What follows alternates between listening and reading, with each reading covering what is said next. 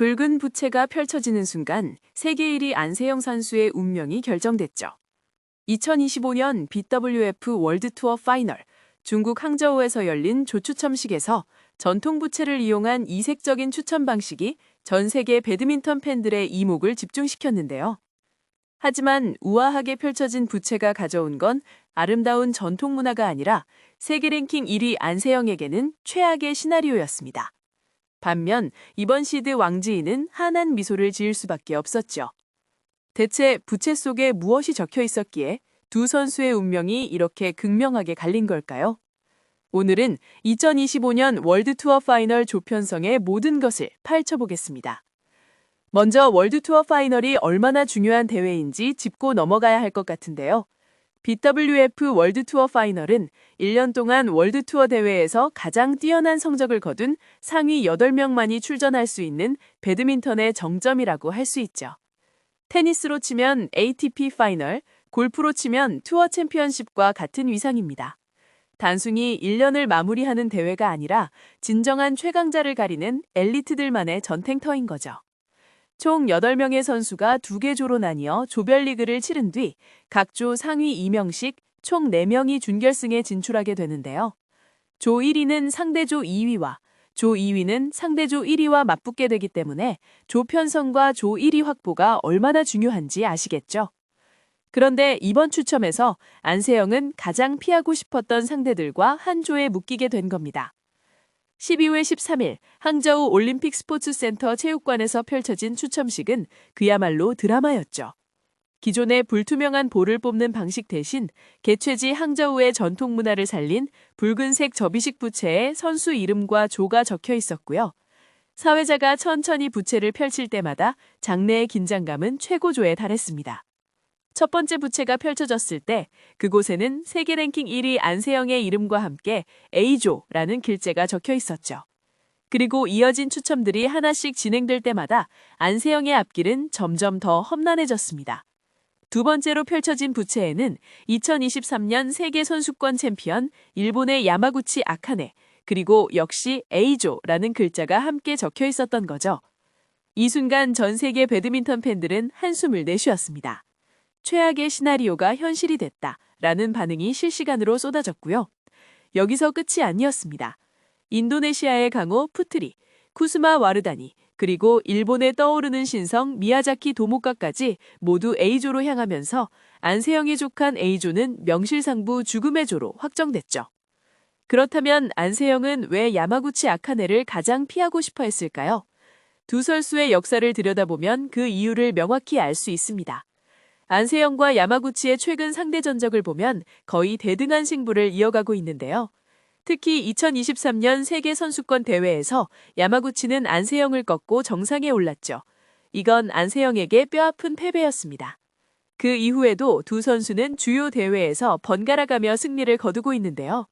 2024년 올해만 봐도 안세영은 올림픽 금메달을 따냈지만 야마구치 역시 여러 슈퍼시리즈 대회에서 우승컵을 들어 올리며 맹추격을 이어가고 있죠. BWF 공식 홈페이지는 이번 조편성에 대해 이렇게 평가했습니다. 세계 랭킹 1위 안세영은 통산 11번째 우승이라는 기록 달성에 도전하지만 세계 챔피언 야마구치 아카네와 같은 조에 편성되어 쉽지 않은 출발을 예상하고 있다. 올림픽 챔피언과 세계 챔피언이 여자 단식 A조에서 맞붙게 되는데 이 조에는 떠오르는 스타인 와르다니, 미야자키가 함께 편성됐다 라고 말이죠. 두 선수의 플레이 스타일을 분석해보면 더욱 흥미로운데요. 안세영은 공격적인 스매싱과 빠른 푸트워크로 상대를 압박하는 스타일이고 야마구치는 정교한 네트 플레이와 끈질긴 수비로 상대의 실수를 유도하는 전형적인 일본식 배드민턴을 구사하죠. 말하자면 창과 방패의 대결인 셈인데 이 두 스타일이 맞붙을 때마다 경기는 풀세트까지 가는 경우가 많았습니다. 이제 안세영의 A조와 왕지이의 B조를 비교해볼까요? A조는 그야말로 최강자들의 격전지입니다. 세계 랭킹 1위 안세영, 2023년 세계선수권 챔피언 야마구치 아카네, 인도네시아의 간판 선수 와르다니, 그리고 일본의 미래 에이스 미야자키 도모카. 4명 모두 최근 1년간 월드투어 대회에서 우승 경험이 있는 정상급 선수들이죠. 이 조에서는 단 한 경기도 쉬운 경기가 없을 겁니다. 매 경기가 결승전 수준의 혈투가 된다는 게 전문가들의 공통된 의견인데요. 반면 왕제이가 속한 B조는 어떨까요? 왕제이는 자국 동료 한회, 그리고 태국의 베테랑 선수인 포름파위 초추옹, 라차녹 인타논과 함께 묶였는데요. 물론 이 선수들도 월드투어 파이널에 진출할 만큼 실력 있는 선수들이지만 최근 폼 상태를 보면 전성기를 지나 하향 곡선을 그리고 있는 게 사실이죠. 특히 태국의 두 선수는 30대 중반의 나이로 젊고 파워풀한 왕제이를 상대하기에는 체력적으로 불리한 상황입니다. 왕제이 입장에선 가장 위협적인 안세영과 야마구치를 모두 피했고 동시에 상대적으로 수월한 선수들과 한 조가 되면서 사실상 4강 진출 티켓을 절반쯤 확보한 셈이죠. 이런 극명한 대비는 시드 배정의 공정성에 대한 논란까지 이어지고 있는데요. 일부 팬들은 일본 시드가 가장 어려운 조에 배정되는 게 맞는 건가? 라는 의문을 제기하고 있고 또 다른 팬들은 추첨이라는 게 원래 운이 따라야 하는 것이다 라며 옹호하는 목소리도 나오고 있습니다. BWF는 시드 배정 후 완전 무작위 추첨을 진행한다는 원칙을 고수하고 있지만 이번 결과는 그 원칙이 때로는 불정한 결과를 낳을 수 있다는 걸 보여주는 사례가 됐죠. 그렇다면 안세영은 이 죽음의 조에서 어떻게 돌파구를 찾을 수 있을까요? 가장 중요한 건 야마구치와의 직접 대결에서 승리를 따내는 겁니다. 조별리그는 총 3경기를 치르게 되는데 3경기 중 최소 2경기는 이겨야 4강 진출이 가능하죠. 그 중에서도 야마구치와의 경기 결과가 조 1위를 결정짓는 분수령이 될 가능성이 큽니다. 만약 안세영이 야마구치를 꺾는다면 나머지 2경기에서도 심리적 우위를 점할 수 있고요. 반대로 야마구치에게 진다면 조 2위로 밀려날 위협이 커지는 거죠. 전문가들은 안세영의 최근 컨디션을 긍정적으로 평가하고 있습니다.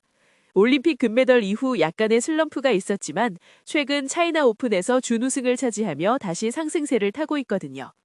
특히 안세영의 강점인 공격적인 스매싱과 빠른 템포의 경기 운영이 조별리그 같은 단기전에서는 더욱 빛날 수 있다는 분석인데요. 하지만 A조의 다른 선수들도 만만치 않습니다. 와르다니는 최근 인도네시아 오픈에서 우승하며 상승세를 타고 있고 미야자키는 20대 초반의 젊은 나이에 이미 월드투어 파이널에 진출이라는 쾌거를 이뤘죠. 안세영에게는 육체적으로도 정신적으로도 최고의 컨디션이 요구되는 상황입니다. 붉은 부채가 펼쳐지며 결정된 운명의 조 편성. 안세영은 과연 이 죽음의 조를 뚫고 통산 11번째 우승컵을 들어올릴 수 있을까요? 아니면 야마구치 아카네가 다시 한번 안세영의 앞을 가로막게 될까요? 대회는 12월 11일부터 15일까지 5일간 중국 항저우에서 펼쳐집니다. 여러분은 이번 월드투어 파이널에서 누가 우승할 거라고 생각하시나요? 안세영의 11번째 우승, 야마구치의 복수, 아니면 왕제이의 지역 우승? 댓글로 여러분의 예측을 남겨주세요.